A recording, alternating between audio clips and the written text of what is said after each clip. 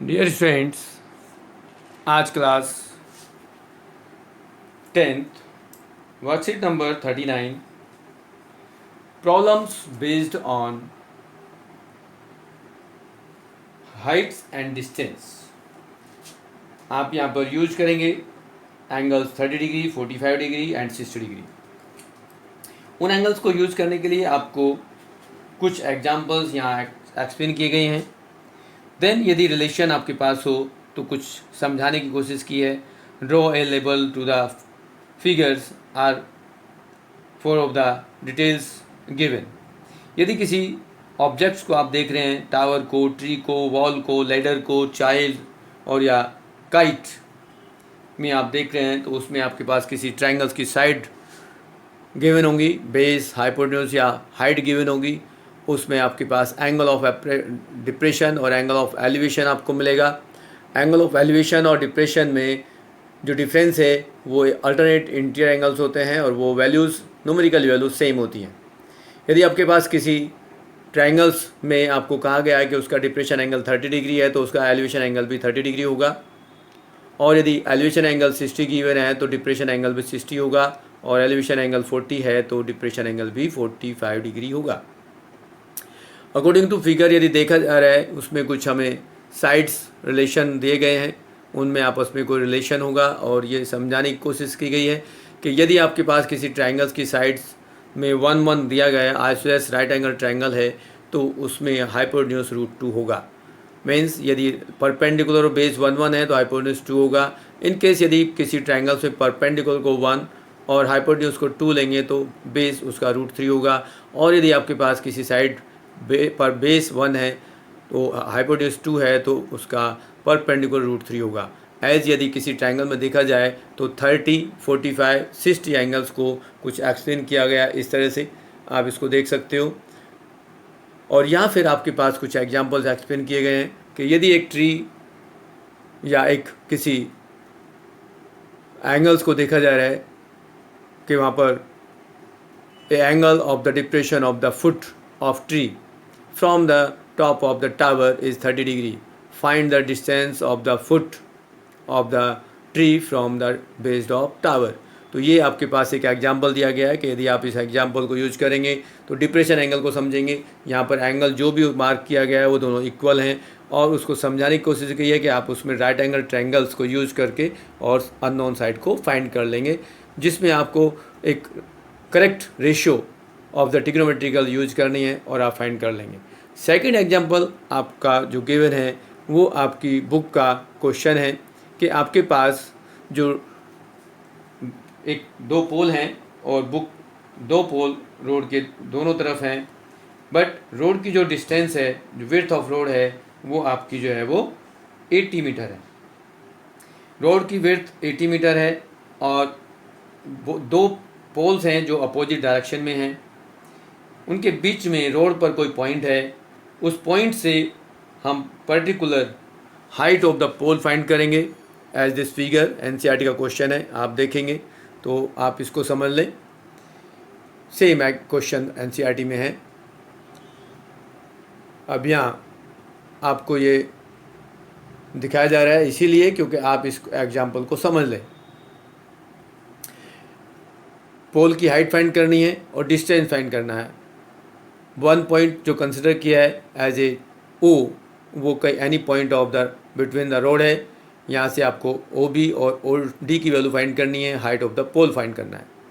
Third example में आपको कहा गया है कि यदि आपके पास किसी 100 मीटर हाई एक प्लेटफॉर्म है, उसके ऊपर कोई स्टैचू है और स्टैचू का जो एलिवेशन एंगल है वो 60 डिग्री है, जबकि प्लेटफॉर्म का एलिवेशन एंगल 45 डिग्री है, और वहाँ से आपको स्टैचू की हाइट फाइंड करनी है।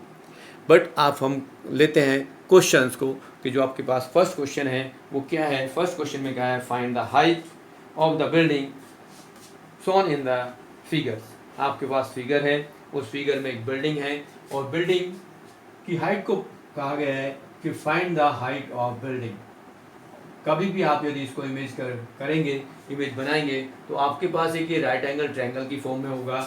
एज ये वर्टेक्स टॉप ऑफ बिल्डिंग इस ए से नोट किया गया है और बेस पॉइंट को बी और ये सी। यहाँ पर आपके पास जो एंगल है वो गिवन है 60 डिग्री, और जो distance between the tower and point है वो है 50 मीटर, और ये हाइट ऑफ द बिल्डिंग है। यदि हाइट ऑफ द टावर को h कंसिडर करते हैं तो in right angle triangle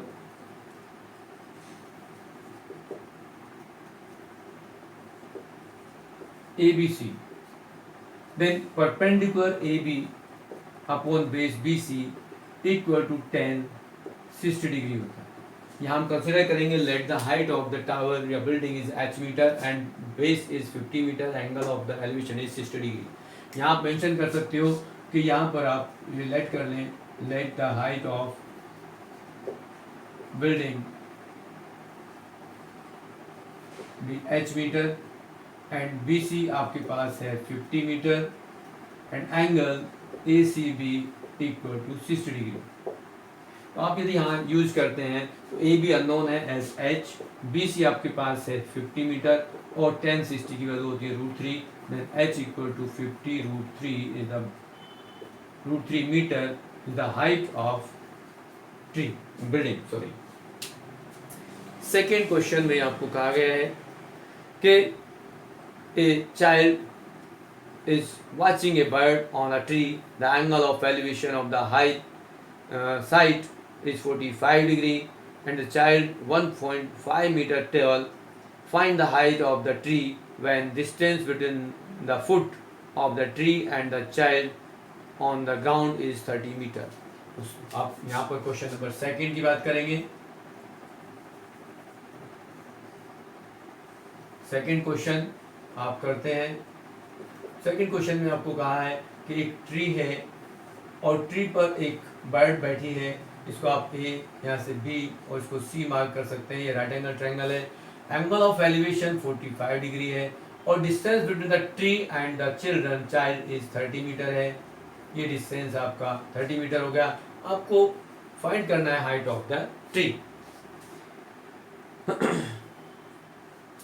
but आपके पास एक और पॉइंट गिवन है कि यहाँ जो चिल्ड्रन है, चाइल्ड है, उसकी जो हाइट है वो 1.5 मीटर है। यदि आप हाइट ऑफ ट्री ये पूरा कंसिडर करते हैं कि ये इतना हाइट है, तो ये AB की जो लेंथ होगी वो क्या होगी? AB होगा h माइनस 1.5 मीटर, जबकि BC आपको गिवन है वो 30 मीटर है और आपके पास एंगल ACB 45 डिग्री है। In right angle triangle, in triangle ABC, then perpendicular AB upon BC equal to 10 45 degree.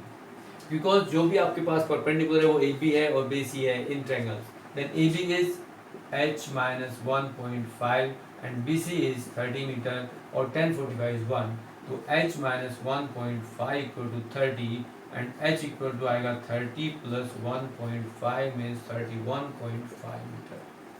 आप यहाँ पर लिख सकते हो hence the height of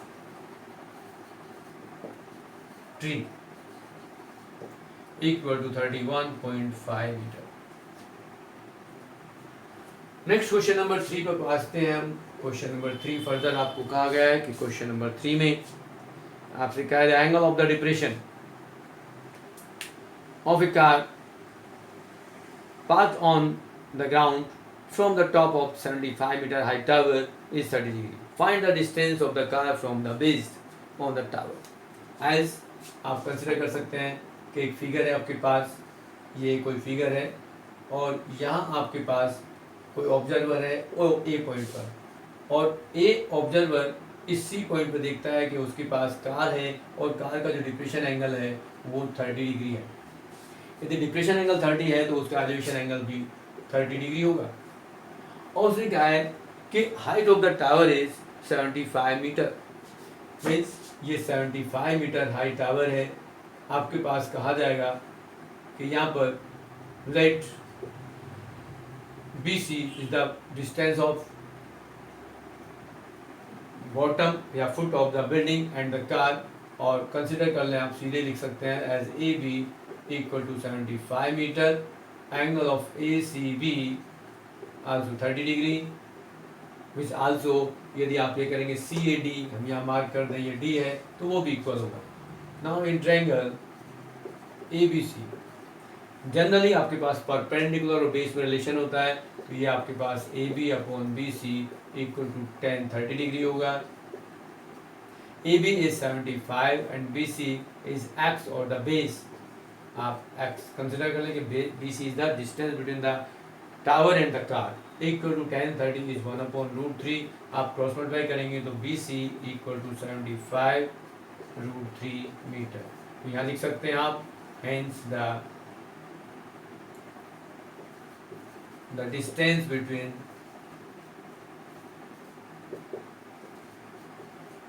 car and tower equal to 75√3 metre. यहाँ पर आपके पास कार का और टावर के बीच का जो डिस्टेंस है वो 75√3 मीटर आ गया।